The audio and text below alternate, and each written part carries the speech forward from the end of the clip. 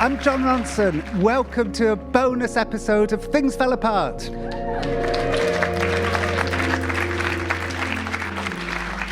So usually we make the season 8 stories, very kind of highly produced, like little doll houses, and then we'll do a couple of bonus episodes.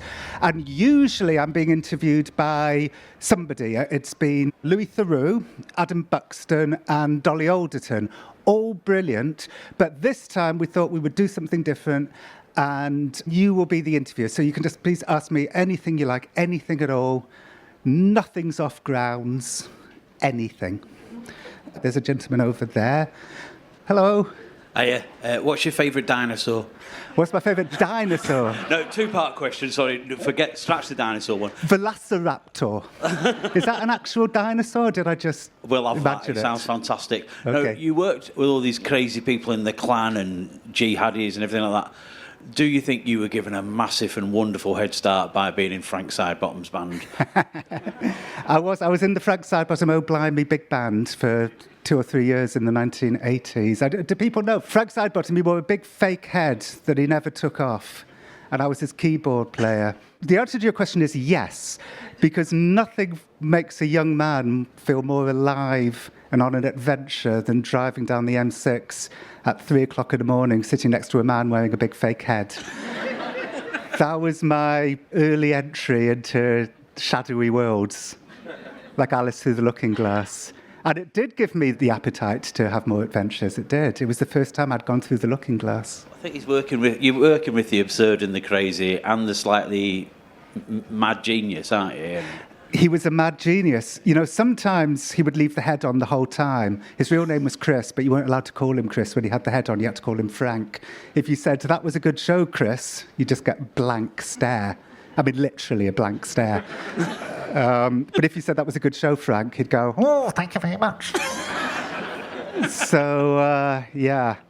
Tell you something else about him. One of my big memories of Frank was when he did take the head off. To get the voice, he would wear a nose peg and talk about suffering for your art. He would take the head off and he would turn away, shyly, and you'd see him take the nose peg off and squint in agony.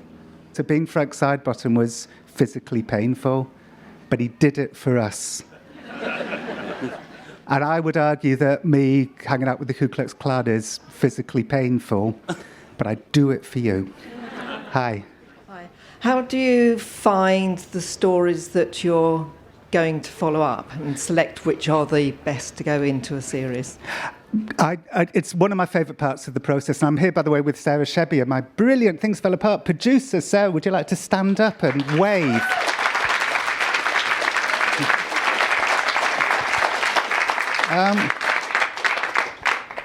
Well, I'll tell you how I found the Excited Delirium story, because that's a good example. For season 2 of Things Fell Apart, season 1 takes place over 50 years. It's the origin stories of culture wars from the 1960s through to lockdown. Season 2, I decided to try and do something different, so I wanted to make every episode about things that spiraled during lockdown, all the culture wars. And we realized through the research that so many of the culture wars that consume us today all sprung up within 20 days of each other. So for the first 6 weeks of lockdown, we were all passive and compliant, and then we became like coiled springs.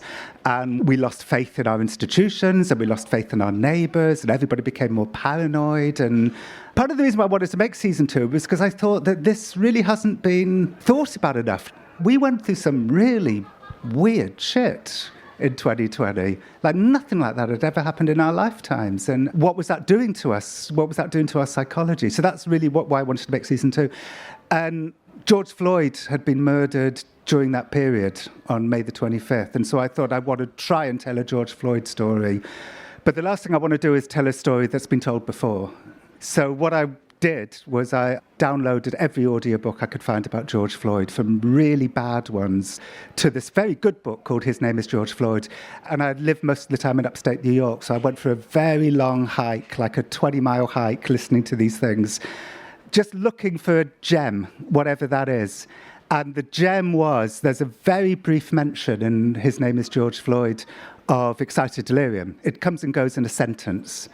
But I just thought, That's something I don't understand that I would like to understand. Those are dissonant words. I don't know what those words mean, but they're strange words to be found in this book. So I just wrote down the words excited delirium, just went down a massive rabbit hole until eventually we found the story of the Miami murders. And many of my stories come that way, just from two words in an academic paper. I mean, much of my book, The Psychopath Test, I found that way, and so on. Hi.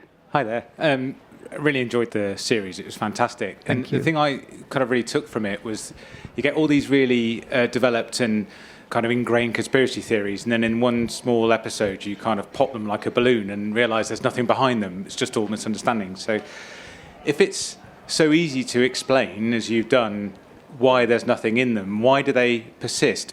It's one of the great mysteries of our times. Why do people fall for things that clearly aren't true? I think there's many answers. One answer is narcissism. This is like an unpleasant answer because you don't want to just label people with a mental disorder. But the fact is, lots of social scientists have done studies on the relationship between narcissism and, I'd say, conspiratorial leadership, not necessarily the rank and file. But narcissists want to be the smartest people in the room. And quite often the way to do that is to come up with counterintuitive information that nobody else has. And quite often the way to do that is to come up with conspiracy theories. Also, narcissists don't really care very much about the truth because they're more important than the truth. I'm probably the first person ever to interview Alex Jones, America's leading conspiracy theorist and presenter of The One Show.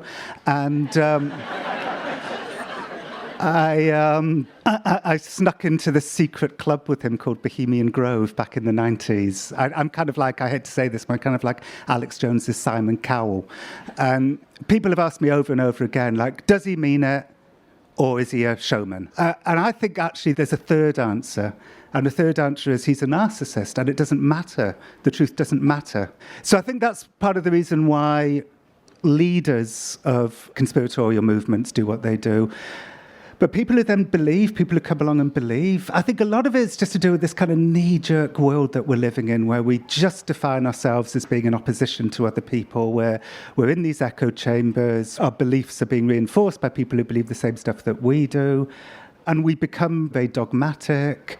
And by the way, I don't think this is just like your crazy right-wing conspiracy theories. This is happening all over the place. It's happening in the mainstream world. It's happening on the left. Oh, hello. Hi there. As someone who's read some of your work, I personally am really disappointed to see you standing there calling people conspiracy theorists. Oh, okay. Because we can see that some of the conspiracy theories, chemtrails were a conspiracy theory. We can see them. While we were in lockdown, loads of 5G towers went up everywhere without safety certificates that are dangerous. You can sit there, whoever's laughing, I don't care. With regard to the not you, but with regard to the vaccine, vaccine, lots of people have been killed by the vaccine. I know somebody her husband died, a 33-year-old doctor. Her husband died from the vaccine. Just an example. It's not a conspiracy. No, you just finish what I've got to say, please. Can I say, but make it a question rather than a statement? In other examples, no, I'm just going to say what I've got to say. In other examples, the World Economic Forum, that's not a conspiracy theory. The World Health Organization pandemic treaty, they tried to bring in. Please, I do need to stop you because I really do think you've made your point. I bet you do, yeah. This might be going on the BBC, yeah. Can I just say that is a conspiracy theory? The reason why I stopped you wasn't because it's the BBC and we need to silence these dangerous truths. The reason why I stopped you, to be completely honest, is because it can get irksome for somebody to give a long statement instead of ask a question in situations like this. You said the World Economic Forum, and in fact I make an episode about this in season 2 of Things Fell Apart. So the thing that people go on about all the time about the World Economic Forum is that they say, you'll own nothing and you'll be happy. That's something that anti-World Economic Forum people go on about all the time. They want us to own nothing and be happy. They want us all to live in pods and eat bugs. 15-minute cities. And on the right... Exactly, but when you look... Have you heard the episode of Things Fell Apart where I look into this? Well, please do listen to it, because everything I just said, we scrutinise and we look at the truth of it. So, for instance, there was this Danish politician, Ida Auken, who was asked to write a thought experiment for the World Economic Forum, which she didn't even agree with herself. It's like, okay, nobody owns cars, we all have to take Ubers. What would the future society be like? It was a thought experiment essay that was badly presented by the World Economic Forum, so they're partly responsible for it. But it's not a conspiracy to take away everybody's possessions. It was an essay imagining the future. So now her life is an absolute misery because of the echo chamber turning all of these things into something that they're not. She wants you to own nothing and be happy. And so the 15-minute cities, this poor guy called Duncan Enright, who was like an Oxfordshire councillor, he had an idea for bus lanes in Oxford, because Oxford, as you know, is an old city with crooked roads. So he has an idea for bus lanes, so he would ease the traffic. People had placards on marches with Duncan's face on them saying he wants to keep us enslaved in his 15-minute city. These are real lives of people who were just trying to do something ordinary, like think about bus lanes. I absolutely agree with you that sometimes mainstream society gets things wrong. There's no doubt that in the horror of lockdown, the mainstream world made mistakes. I mean, there's no doubt. But to turn it into this uber conspiracy theory where real lives are getting ruined is dangerous.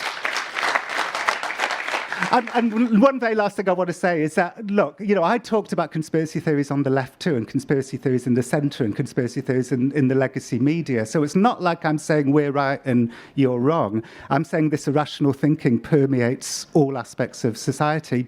But when it is irrational, and when there's real victims, that's real. And so, these are real human beings whose lives are getting upended because of ideology. And by the way, it's been on my mind. I really hope that you don't think that I was in any way condescending or shutting you up or anything. I'm just trying to run the talk. But I do apologise if anything that I said was I want to say that. Who, where, what? There's a lady here who would like to... Oh, and there's somebody up there too. Hi. Hi. You talked of the ripple effect of the longevity of some ideas and how long that can go. What importance do you put on the idea of having a catchy name? A catchy name? Yeah. Like what? Like Things Fell Apart? Yes, like Things Fell Apart, or The Excited Delirium. It's memorable, and therefore does the idea catch on? Yeah, that's a good point. I mean, you're right. Excited Delirium is a catchy name. You're kind of asking the wrong person, because I'm the worst person in the world to come up with catchy titles, by the way. I've never come up with a good title. I'm happy with Things Fell Apart. That comes from the Yeats poem. Things fall apart, the centre cannot hold. Mere anarchy is loosed upon the world. And The Men Stare at Goats was my wife's idea, and she was drunk. Oh, there's a person over there. Hi. Hi. I just wonder whether you felt the volume of conspiracy theories has increased, or just our awareness and the amount of evidence they leave, and they just become more mobile and less localized. Right. No, I think the volume has increased. When I wrote my book, Them, which was published in 1999, 2000, it really was the first book to look at the relationship between conspiracy theories and religious and political extremism. That was like a new thought back then. The moment I knew that it was really proliferating was I was at the gym, I was on the elliptical, and it was 2016, so none of the screens were showing Hillary Clinton's speech. It was all showing Donald Trump's speech. And one of the screens, at one point when I was at the gym, by the way, was showing Hillary Clinton was giving a speech, and CNN was showing the footage of the empty podium from which Donald Trump would soon speak. So the mainstream media was so excited, so thrilled and aghast and shocked that they would rather show an empty lectern than Hillary Clinton. And, we're surprised that he won. But yeah, I was at the gym and somebody said to Trump on the TV, "Are you going to go back on the Alex Jones show?" And he went, "Alex Jones, nice guy." And I thought, my God, of all the people I've interviewed, if you asked me which one do you think should have the ear of a future president, I wouldn't have said Alex Jones. So it became mainstream, and now everyone's a conspiracy theorist. It was very niche, and now it seems to be everywhere. Hi, oh God. I see a number of hands, and I just panic. I realised I would make a terrible Sophie in Sophie's Choice. both my children. Hi. Me? Yes. Oh, hi. Your research is superb. Do you do it all yourself? So the way it works with me and Sarah is this. We basically make every episode of Things Fell Apart the same way. Basically, I think the original idea tends to be mine. So I'll come up with like Excited Delirium or Judy Mikovits. Sarah casts it. So Sarah will find the voices, the best people to talk, and she'll convince them to talk, which is, one of the hardest and most painful parts of the process. So the actual research part is, I guess, a combination between the two of us. Hi. Hello, Jon. Thank you so much for joining us today. And I just wanted to ask a question about your interviewing technique. At the start, you were saying how you speak with a lot of controversial characters. You might describe them as narcissists. How do you go about building up rapport with people and challenging them while still maintaining their engagement with the interview? I think it's because I tend to try and meet people where they are. I'm very rarely going in with an agenda. I always think that if you fill your head with prejudgment or ideology or anger or confrontation, then there's no room for curiosity and empathy and compassion. And so by the time we talk to somebody, I'm really excited to talk to them. I'm very curious. I'm in a very fortunate position in life that I only tell stories that I want to tell. So by the time I approach somebody, I'm like, or Sarah approaches them and I'm, talking to them, I'm really excited and curious. And I think that enthusiasm maybe rubs off on them a bit and they don't feel threatened. And I think it's like my bumptious, open enthusiasm and curiosity. It just sort of makes people open up to me. And rightly so, because I'm not trying to trick them. Is anyone here old enough to remember Sir Robin Day? Yeah. I mean, he was like a hero as a kid. And, that he passed the baton of adversarial confrontational journalism to Jeremy Paxman. And they're both geniuses at it. And this is partly self-serving, what I'm about to say, because I'm just not a confrontational person. And so maybe this is just me making an excuse for why I don't do it. But the fact is, I love to watch it.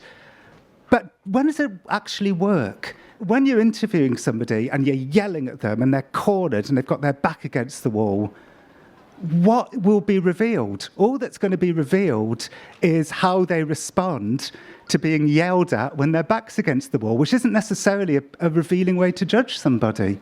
Yet, so much of the British media in particular is based on it. Adversarial journalism, confrontation, and so on. Whereas meeting somebody on a level playing field, not hierarchical, with curiosity, I just think you get more stuff. And it's not performative. Hello. Hi, Jon. I saw you talking to Adam Buxton in Cardiff last night, and you mentioned your favourite thing about journalism is you get to go to places where maybe you're not allowed to go all the time. I'm just wondering, when you come back from those places with the story, do you ever think maybe this story shouldn't go out because of the controversy around it, that's the subject matter? Is there a lot of evaluation after you come back from these places? Personally, I'm very conflicted. Like, I don't like to go to dangerous places because, I'm not like an adrenaline junkie. But the story I told last night was being at Broadmoor for my book, The Psychopath Test. It used to be the Broadmoor Asylum for the Criminally Insane. And I was sitting inside Broadmoor and I said to a nurse, I said, God, I feel so lucky to be in Broadmoor. Like, this is amazing. And he kind of looked at me and said, well, we've got a spare bed if you like. So that is the best thing about it. But yes, it's true that, well, I mean, I worry about the ethics all the time, but once in a while it becomes like a big discussion. One example was Alex Jones, actually. I did something for This American Life about Alex Jones's teenage years. There was a rumour that I heard that people didn't know, that when he was at school, he was a bully, like a pathologically violent bully, to the extent that a bunch of kids that he bullied lured him to a party in a barn and beat him half to death. And this was his origin story. He was the victim of a conspiracy, so he now wanted to become a conspiracy theorist. So I went and did that story, and I talked to people who he'd been at school with as a teenager, and I came back very conflicted about that. Like, I sure as hell wouldn't want people poking around Cardiff High School in 1983 to find out what I was doing when I was 15. And I said that to This American Life. And one of the producers tusked at me and said, well, what about his victims? So that's a good point. It's not just the person in the room, it's also the consequences of their actions. Hi, John. Hello. Hello. It's sort of similar to what the gentleman was saying about conspiracy theories that aren't necessarily part of a bigger agenda, but they're just ones that we can all sort of get involved in. Like BBC Verified did a story a couple of weeks ago where some nails had been glued into a play park, and the woman in the area posted about it. And then they sort of mapped that people across the country were sharing it, saying, oh, this was in the local park. And similarly with your episode about cat litter trays in schools, these sort of non-glamorous ones that people go, oh, well, obviously I'm enraged by that, and they're not aware that they're sort of part of Absolutely. fake news. So suddenly, I'm sure you'll remember that suddenly everybody started talking about how children identifying as cats were being allowed in schools all over America to use the toilet in cat litter trays. And in fact, I've got a very short clip. Clip number 23. And so, with their shrimp ready to be grilled, they set up. I made such an effort to get all the numbering right. Let me see if I can find it. Give me 1 second. Just bear with me. Don't judge. Children. Oh, here it is. Whoa. Dress up as animals during the school day. They meow and they bark. And now schools are wanting to put litter boxes in the schools for these children to use. How is this sanitary? And here's the hugely successful podcaster, Joe Rogan. My friend, his wife, is a school teacher.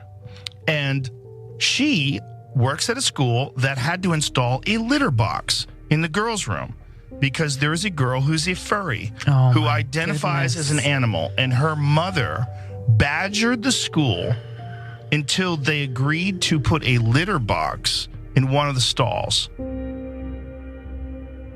mean, the right are always accusing the left of being an echo chamber. But one thing I really noticed when we were making Things Fell Apart is what an echo chamber the right is. You know, one podcaster starts talking about these litter boxes, and the next thing you know, everyone's talking about it. Piers Morgan's going on about it. But nobody ever produced a single photograph of a litter box being used by a child furry to defecate in class. Like, if this was happening all over the place, then why were there no photographs? So we went on an odyssey to try and find a school that was allowing litter boxes in class, and we found one. And it was a school in California, and this is the reason why it happened. It's because of school shootings, you guys. Right? And I hate to just say it bluntly like that, but when I first started teaching, we didn't have these buckets in the classroom, but now every classroom has a bucket like this in there. That's the reality of school in America, right? Ryan means that the buckets are emergency toilets in case students have to hide from a shooter for a long period. So people being upset about our bucket video, they're upset about the wrong thing. Let's think about this. Imagine a custodian going and cleaning litter boxes all day. Imagine kids who are already so self-conscious suddenly feeling comfortable enough to use the bathroom in a litter box in the classroom. It's just absurd. So basically, if you missed that, schools in California do have litter boxes, and this may be where the rumour started, but it's not so children who identify as cats could use the litter box, which was, when you think about it, how likely is that? But it's because if there's a school shooting and the kids have to be locked down for a long period, then they'll have somewhere to use the toilet. So once again, we're worrying about the wrong thing.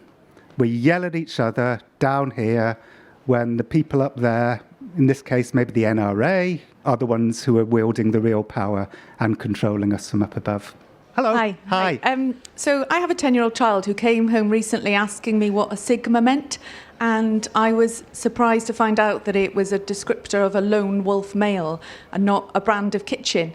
Oh, a sigma male? Yes. Right. You were talking about social media and the impact it has, and I'd like to know what you think about how that is impacting our children and potentially the future of this kind of conspiracy theory. What I hope, maybe I'll end on a positive note, which is that, and this is probably naive positivity, but I hope that one of the reasons why I wanted to write my book, So You've Been Publicly Shamed, which was about the sort of rise of what became known as cancel culture, is because I thought that our young were creating a set of rules for themselves that were just impossibly hard to live up to. As in you say the wrong thing and it can have impact on the rest of your life. Adults were being judged on something that they did when they were children, 20 years earlier, a tweet would come up, all of this stuff, all of this like completely irrational behaviour. And I thought they're going to be felled by their own weapons.